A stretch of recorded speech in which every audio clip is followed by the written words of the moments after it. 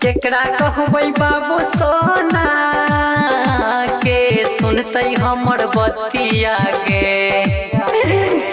केकरा कहबै बाबू सोना के सुनते हमर बतिया गे। विधना ने लिखने रहे पगली तोरा की समतिया गे। विधना ने लिखने रहे सोना तोरा की समतिया गे। केकरा कहबै बाबू सोना केकरा कहबै बाबू सोना। अब हमर बाबू सोना पोछत के लोर के तू जब ससुरा सूरज देखबै ने भोर के। अब हमर बाबू सोना पोछत के लोर के तू जब ससुरा सूरज देखबै ने भोर के। सुना ललही किया पगले ताहू अगुआ के बतिया गे।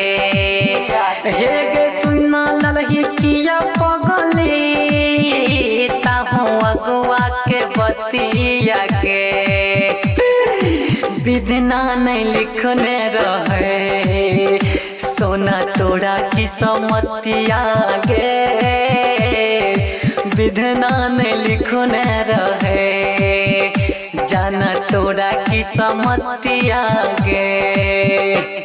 केकरा कहबै बाबू सोना गे। छोड़े चाही रूप देव के तू होय छै बड़ा तेना साना होते भोरा दिला के करबै परेशान। सोना छोड़े चाही रूप देव के तू होय छै बड़ा तेना साना होते भोरा दिला के करबै परेशान। सरवन संग करत रही ताहू मीठी मीठी बतिया गे।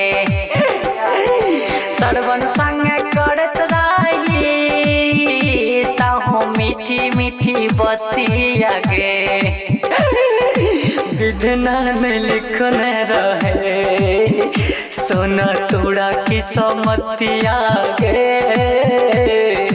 विधना ने लिखने रहे जाना तोरा की समतिया गे। मां श्यामा रिकॉर्डिंग स्टूडियो संत कबीर चौक 70।